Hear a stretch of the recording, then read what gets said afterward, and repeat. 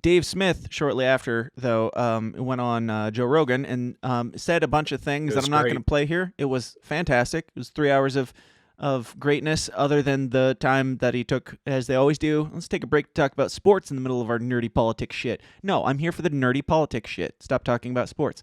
But yeah, he talked about Russia and Ukraine. He talked about Mark Zuckerberg, which is great. Dave Smith got the opportunity to say all the things that we all wanted to say after Joe Rogan interviewed Mark Zuckerberg, and it was fantastic, and I would highly recommend people watch that. But I'm not going to play the clips right now because you've probably already seen them all, and we're getting a little long in the tooth here. So the reason I bring this up is because right after that, like 2 days after that, the Libertarian Party Twitter account was insurrected by some notorious NFT salesman named Tyler Hobbs. Correct. Yes. And that's a thing that happened. And that's mostly the extent of the story. But we do have to get into it a little bit. There was some... Now, if you're looking for media coverage, there was some media coverage on this terrible, terrible incident. There was very reputable media, like independentpoliticalreport.com, who just wrote up a story and said breaking Libertarian Party official Twitter account compromised, and then it just has the details on it. See, here's Tyler Hobbs. Here's what happened. There it is. That's by really the way, is there anything the illegal that he did, or was his deal totally legal? It wasn't him. Karen Ann Harlos on her stream said that they have confirmed that it was not him, and he's not happy about it either. There's 2 victims in the situation. Tyler Hobbs did not hack the account. I don't know if he's really a victim in this situation. I mean, that's kind of free advertising, right? It is, but I think there were also like fake scammer links for his stuff on the Twitter account. So I'm sure he was getting. I would like to think no. Let me rephrase that. I'm betting there were some people that got disappointing returns on their investment, but they were already trying to invest on NFTs, so they probably got the exact same outcome that they were going to get anyway. Just screenshot that JPEG and call it your NFT, and then save your money, people. But what do I know? What are your thoughts on NFTs, Reed? Do you think they're completely stupid?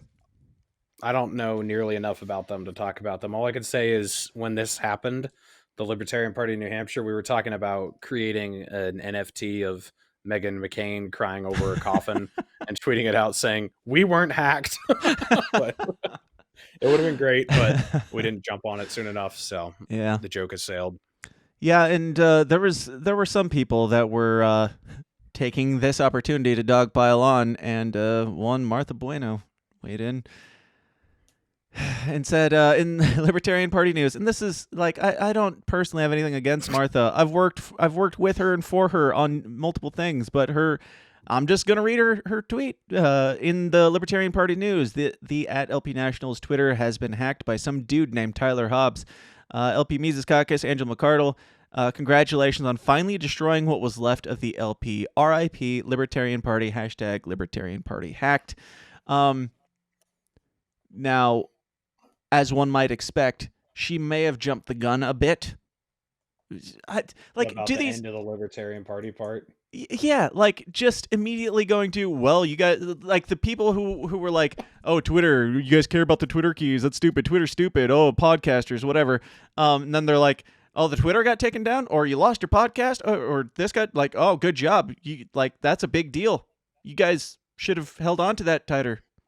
And according to Karen Ann Harlos, or at least what she's heard, this is like hearsay through hearsay, but I don't know. I don't have any inside information other than what Karen Ann said on her stream, but she said that with everybody dogpiling on, talking about how, the password must have just been taxation as theft or something, apparently there was a lot of authentication processes to get into the Twitter.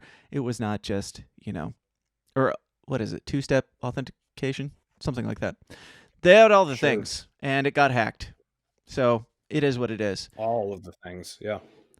And as Jack Casey was saying, like I actually found out through Jack Casey, he was like, I asked him about one of his tweets that didn't make sense, and he was like, you don't know? No. And then I went and looked, and I was like, oh shit, I've got so many jokes. Like, I love the LP right now, and I love their Twitter account right now. And also, if it gets hacked, I'm going to make jokes about it. I'm not going to, dogpile on them. I'm not going to get scared for the party. Like, thinking that the Twitter, even if it was removed, it would be the end of the party is absolutely retarded.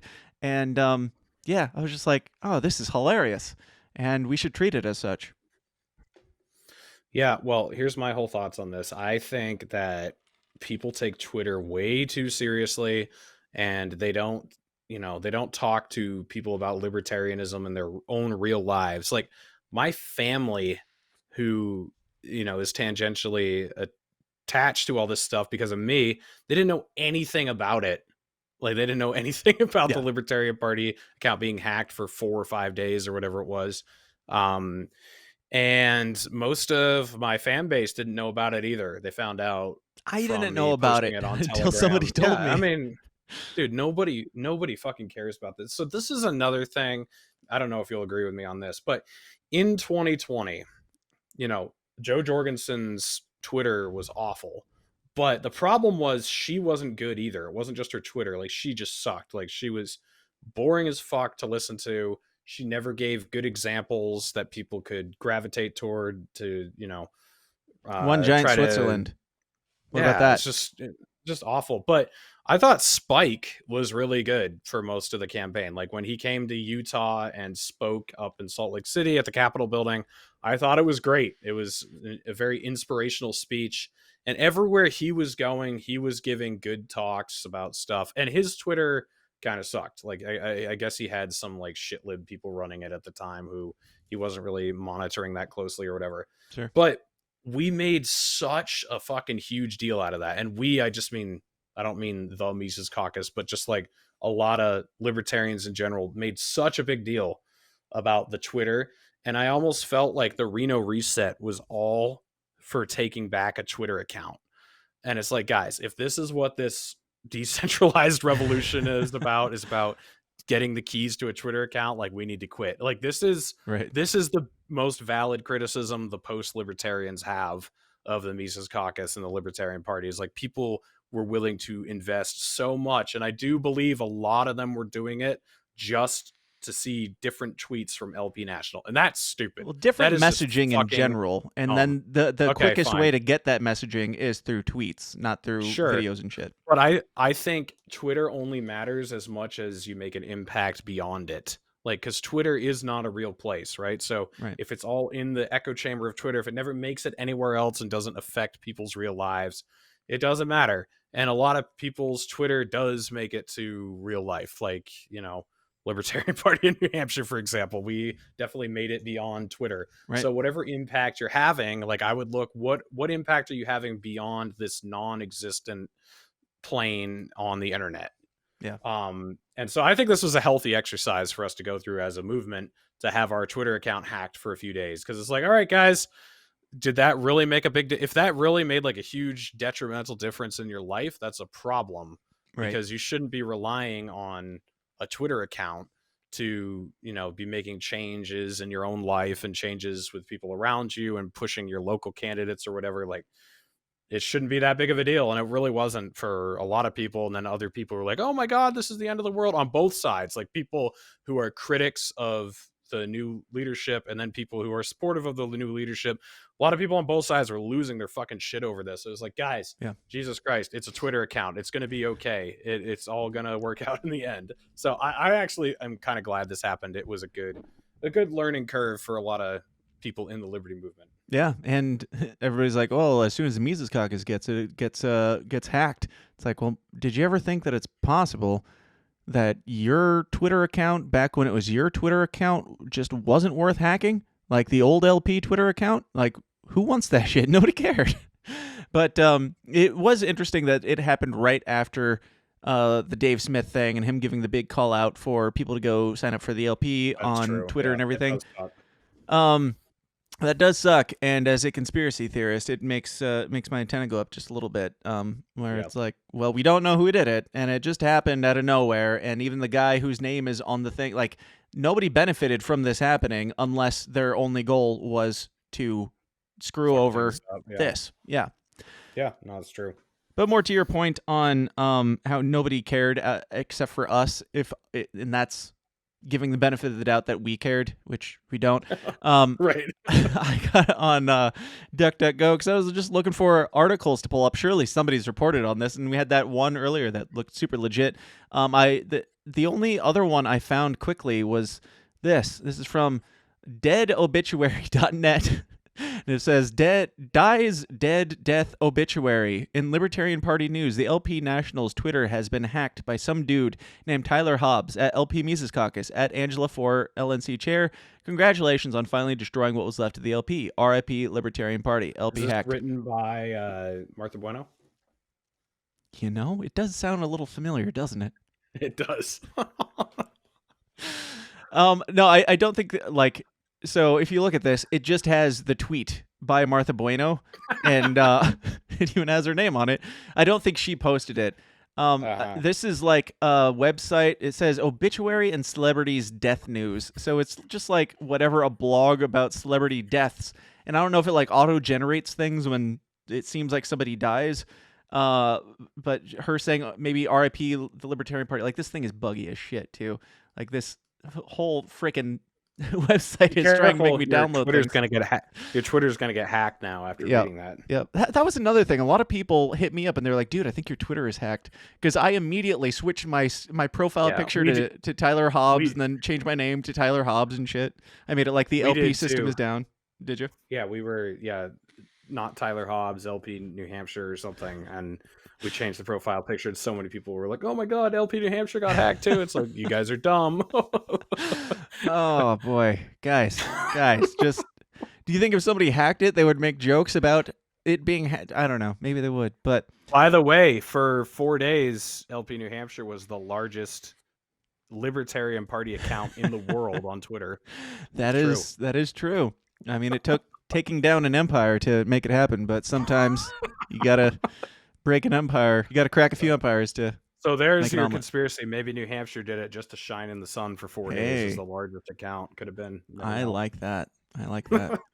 Saying the quiet part out loud. I hear that's based. That's what the kids are saying.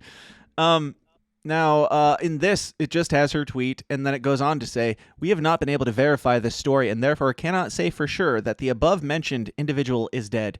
This is a developing story. The post cannot in any way serve as an obituary or death notice for the above-mentioned individual." Tyler Hobbs or LP National? Do they think there's some guy named LP National running around? I think they just got the RIP Libertarian Party, and then it auto-generates something out of that. Maybe it just auto-generates from RIP blue checkmark name, and that's all it took. Boy, we could really get some news story going with LPNH because we got a blue checkmark. We just got to say RIP whatever we want. And yeah, RIP Meghan McCain. Now, more international news. Well, we're going way too long here, but we do have to mention, and I spoiled it a little bit earlier, but to all you people who were celebrating Ding Dong, the evil witches of the Mises Caucus are dead. Unfortunately, surprise. Like, they're not dead. They're back, because duh. And why would you, like, it's beyond me why somebody would post something so arrogant. No, like, if you're not stupid, you have to know within, like, 48 to 72 hours, this thing's going to be back up and running. And your tweet's still out there saying, "Oh, see, you guys, you suck. And the party's dead because you lost your Twitter account." And then here we are. And now our party is on an obituaries column. Yep. Thank you, Martha. Pretty bad. Yeah. It's amazing how much people think Twitter controls real life. And, it's one of the beauties of being banned off of Twitter. You realize how little it matters. Not having a Twitter account until 2020 and then getting banned within 2 years, not having it anymore. You just realize how nothing fucking matters that happens on Twitter. Unless it makes it beyond. Yeah. And as much as, like, this whole day, this whole episode has been a roller coaster of emotions for me because, yes, the Libertarian Party got their account back, and that makes me happy, sure. But then they had one chance for that one first tweet back. And what did they say? They said, "We're back in business. And after seeing at Tyler Hobbs' work, we're thinking of getting into the NFT game." Thinking face. Okay, Dad. Hey, you liked it. So okay, it was shut up. Fuck you. You forgot to remove that like before you brought that up on screen. I don't care. Like, I'm glad that they're back. But retweet it too. Just fucking own the whole thing. But damn, like, what a dad joke. I mean, your first tweet back is a dad joke right after you got done scolding LPNH for being too base, and your first tweet back after getting hacked is a fucking dad joke. Come on. Oh yeah. What a dad joke. There it is. There. Boom. Don't care. All right.